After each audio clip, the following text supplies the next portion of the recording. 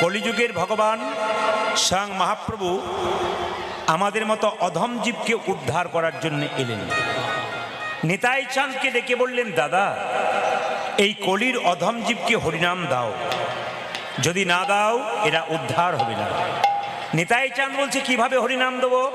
মহাপ্রভু বলছে, দাদা যাকে তুমি চোখে দেখবে তাকেই হরিনাম দেবে।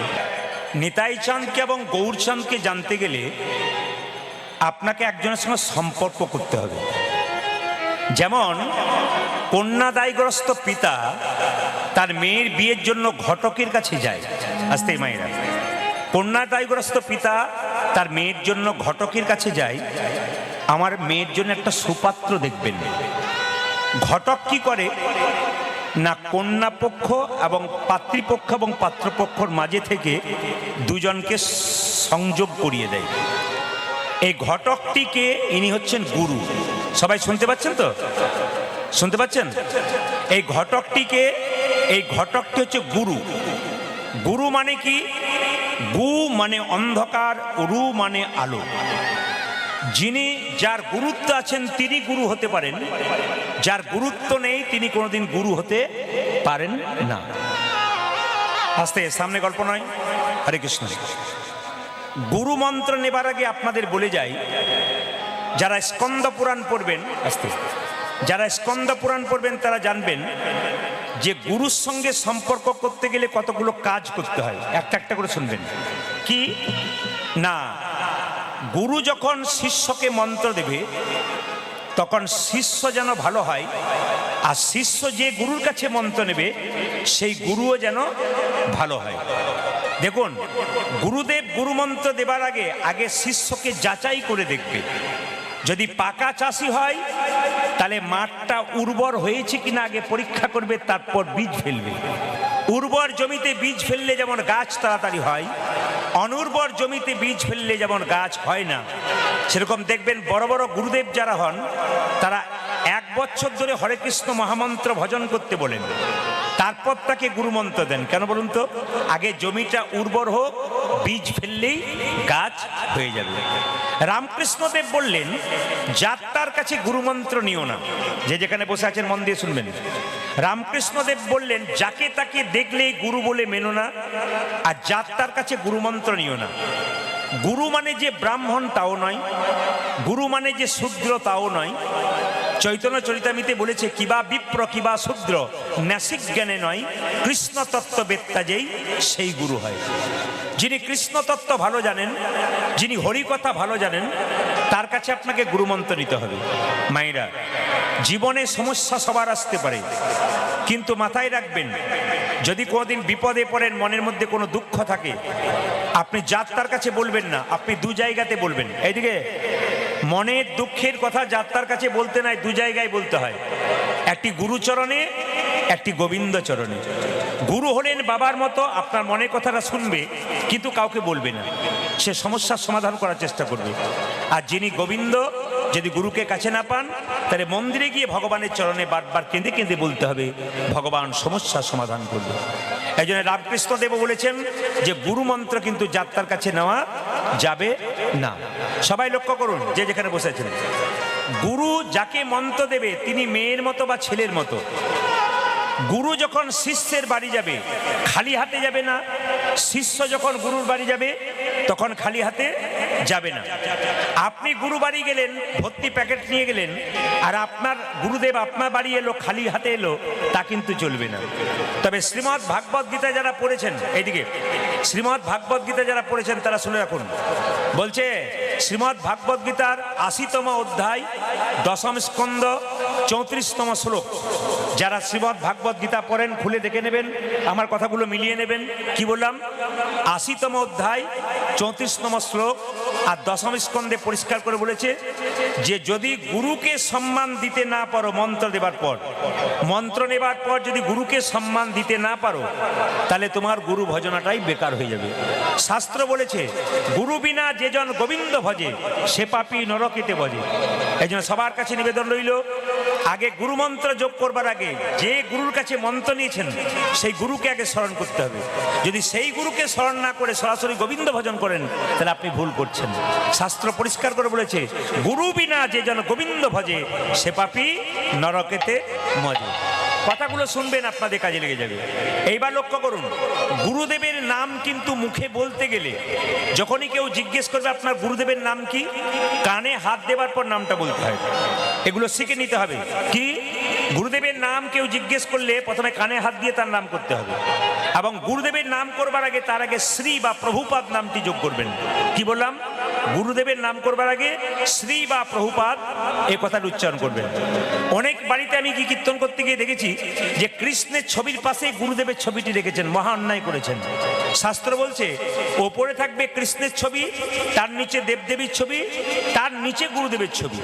বলছে কৃষ্ণের পায়ে তুলসী পত্র দাও, রাধারানীর হাতে তুলসী পত্র দাও, কিন্তু অনেকে দেখেছি গুরুদেবের পায়ে তুলসী পত্র দেয়, মহা অপরাধের ভাগী হয়। গুরুদেবের বক্ষে তুলসী পত্র দিতে হয় চন্দন দিয়ে।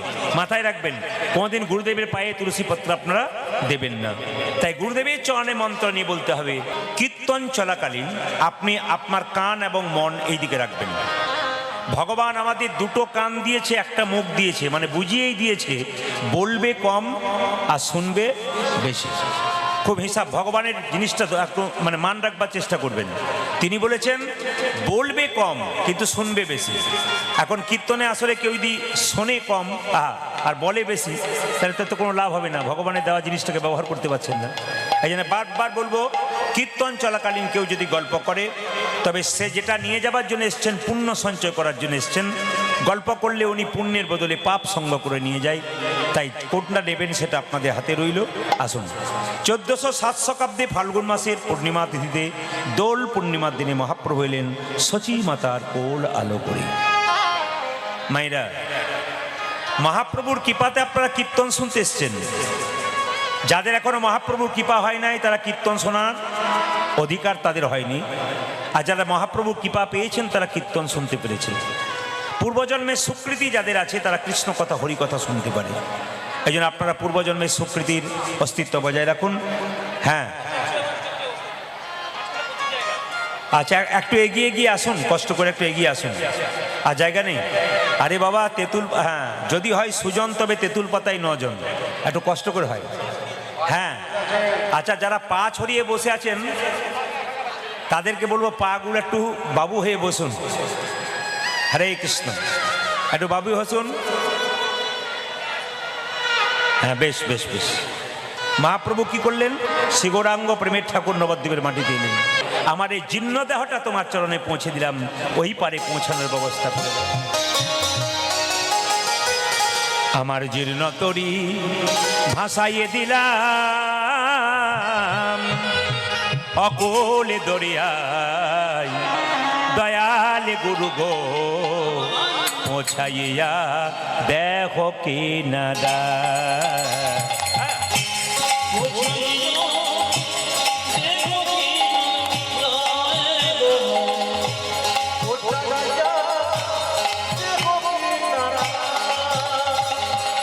পৌঁছাইয়া দেখো কি নারাই গো, পৌঁছাইয়া তুমি বিনে এ দূরি দিলে,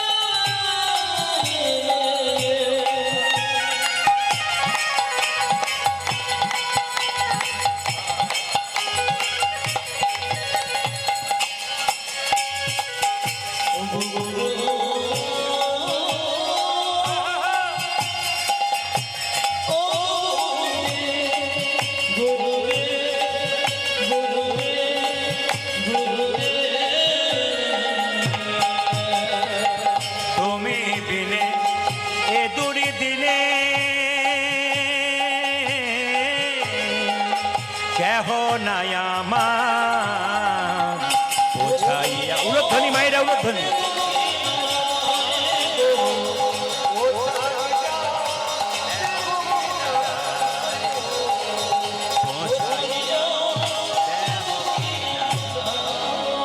আপন আপন গুরুদেব কি, শুনতে কম পাচ্ছেন কি?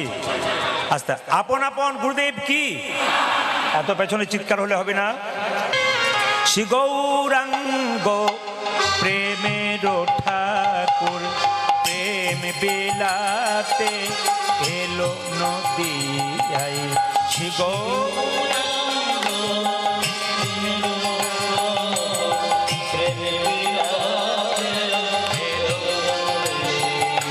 শ্রী গৌরাঙ্গ প্রেমের ঠাকুর প্রেম বিলাতে এলো নদিয়ায়।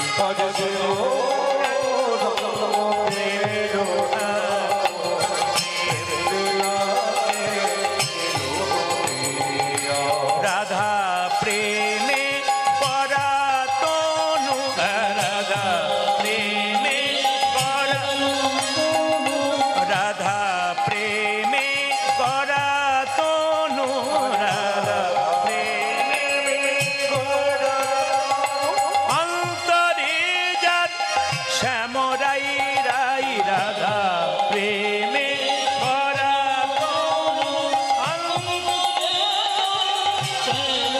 না না, আমি এগিয়ে এলাম, আপনাদের আনন্দ হলো, কিন্তু যারা আমাকে দেখতে পাচ্ছিল এটা আর হলো, তাদের দুঃখ হলো।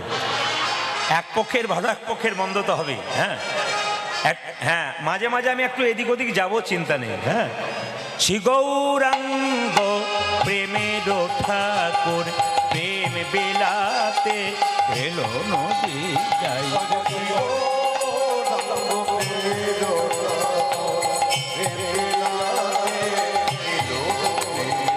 শ্রী গৌরাঙ্গ প্রেমের ঠাকুর প্রেম বিলাতে এলো নদিয়ায়। শ্রী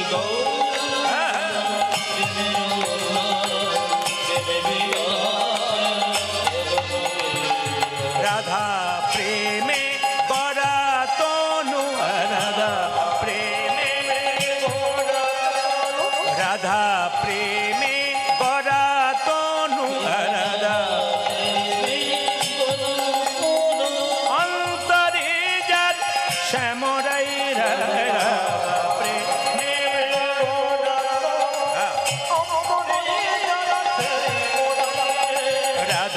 প্রেমে গরাতনু, অন্তরে যার শ্যামরাই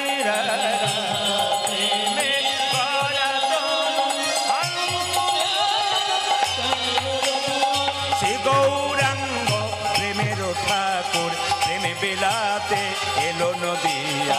শ্রী গৌরাঙ্গ প্রেমের ঠাকুর নিতাই গৌর হরি বল। শ্রী গৌরাঙ্গ প্রেমের ঠাকুর প্রেমে বিলাতে এলো নদিয়া। শ্রী গৌরাঙ্গ প্রেমের ঠাকুর প্রেমে বিলাতে।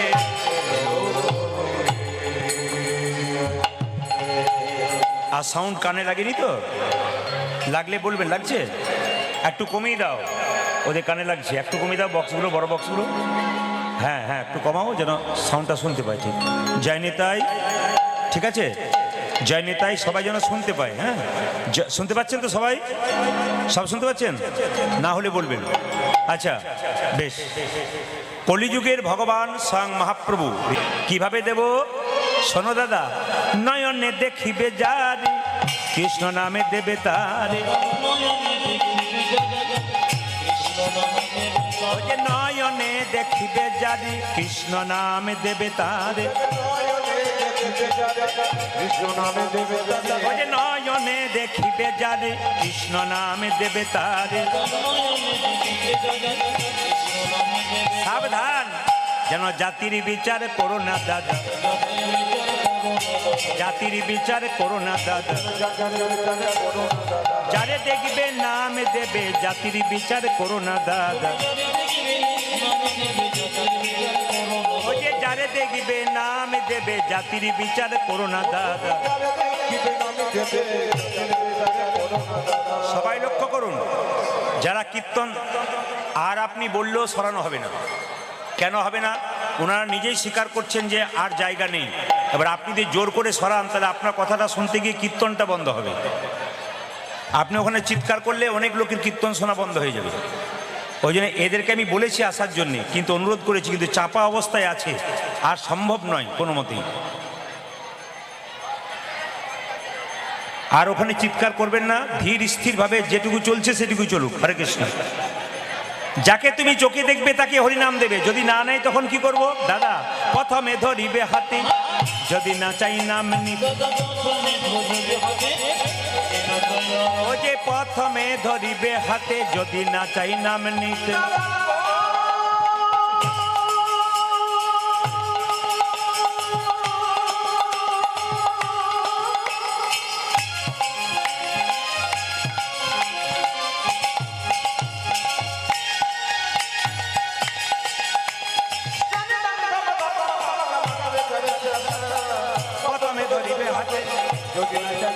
ও যে প্রথমে ধরিবে হাতে, যদি না চাই নাম নিতে। দাদা হাতে ধরে বলবে হরি, হাতে ধরে বলবে হরি, বলাবে হরি, বলবে হরি, হাতে ধরে বলবে হরি। ও যে বলাবে হরি, বলবে হরি, হাতে ধরে বলবে হরি। হাতে ধরার পর যদি হরিনাম কেউ না নেয়, শেষ উপায় একটা আছে, কি? পাছে তারও লোটাইবে পাই। ও দাদা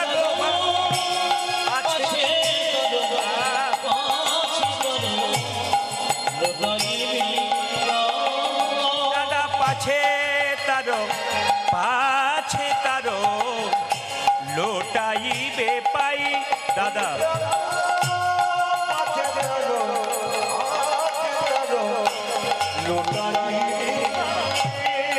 বলি পায়ে ধরে বলিবে হরি হরি বল।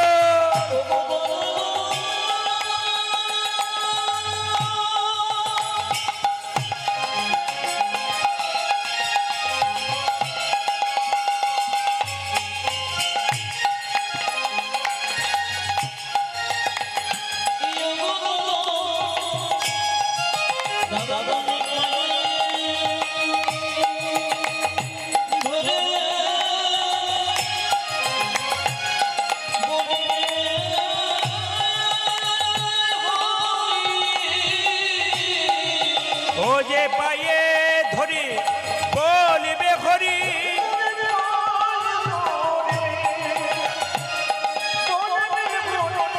বলাবে হরি, বলিবে হরি, পায়ে ধরে বলিবে হরি। তুমি বলো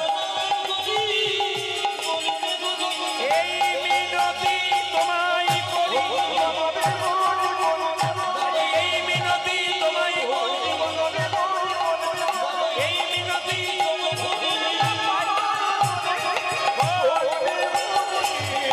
পাছে তারো, পাছে তারো লোটাইবে। সবাই মিলে বলবেন রাধা রানী কি। তুমি একজনকে এখানে বসাও, ওদের সাউন্ডে অসুবিধা হচ্ছে, মানে ওদের খুব কানে লাগছে ওদের, আমাকে ওরা জানাচ্ছে।